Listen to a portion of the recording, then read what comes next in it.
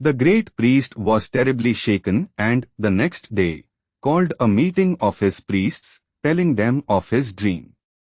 A few among them accused him of betrayal, others suggested senility, and some suspected hallucinations. Eventually, following several hours of discussion, 12 of the 15 priests who formed this council remained determined to preserve the religion as it was, claiming that the ideal was to maintain control and to promote the belief in and fear of vengeful gods whose representatives they were on earth. They didn't believe a word of what the great priest had told them regarding his dream. Sometimes our position is very delicate, Michel.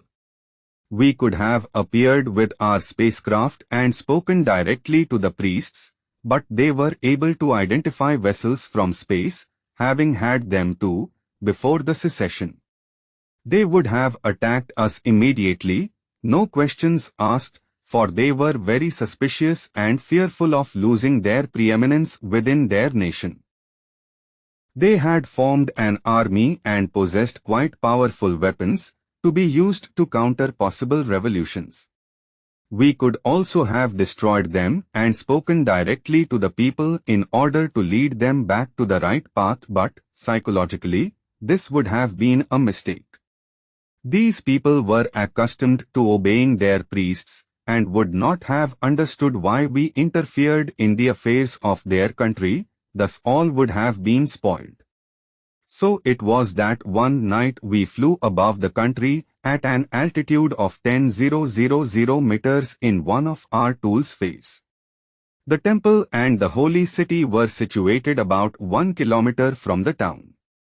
We woke, by telepathy, the great priest and the two acolytes who had followed his advice, making them go, on foot, to a beautiful park, 1.5 kilometers from the holy city.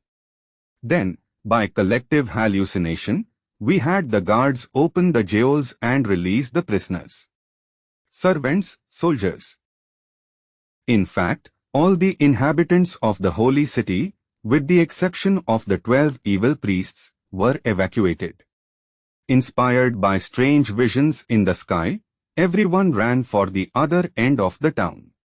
In the sky, winged personages hovered around an enormous incandescent cloud which shone in the night. How is that done? Collective illusion, Michel. Thus, in a very short time, it was arranged that only the 12 evil priests remained in the holy city. When all was ready, the Toulspier destroyed it all, including the temple, by means of the same weapon that you have already seen in action. Rocks were shattered and walls crumbled to a height of 1 meter, that their ruins might bear witness to the consequence of this sin. Indeed, if they had been totally effaced, men would soon have forgotten, for men easily forget.